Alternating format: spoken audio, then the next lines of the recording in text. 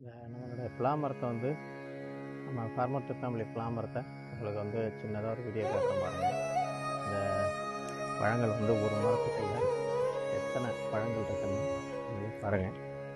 ரொம்ப சின்னதாகவும் இருக்குது, பெருசாகவும் இருக்குது, இப்போ சாப்பிட்றதும் இருக்குது. சில பழம் நம்ம பறிக்காமல் பாருங்கள், பறிக்காமல் அதுவும் வந்து பெருசாக போய் இருக்குது.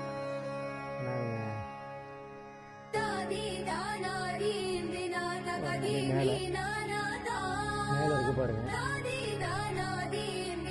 இவ்வளோ பழங்கள் இருக்கு. ஆனால் நம்ம மக்கள் வந்து பறித்து சாப்பிட்றதுக்கு அவ்வளோ சோம்பறித்தனம்.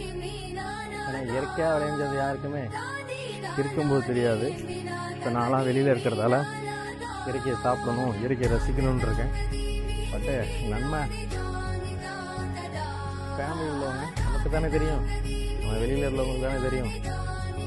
நல்ல ஒரு நம்மளோட தோட்டத்தில் விளைஞ்ச ஒரு பழங்களுங்கிறது ஒரு சாதாரணதில் இல்லை. இந்த பக்கம் இருக்கு, மேலே இருக்கு. அதெல்லாம் உங்கள்கிட்ட காட்டிட்டு நம்ம இதெல்லாம் வந்து ஒரு மதிப்பு கூட்டலாக எதாவது பண்ணணும். நம்மள்கிட்ட எல்லா சோர்ஸும் இருந்து நம்ம என்ன பண்ணுறதுலாம் நான் வந்து ஒரு சேனலாகவே உங்களுக்கு வந்து நம்மளுடைய ஃபார்மர் டு ஃபேமிலி சேனல்ன்றதில்ல.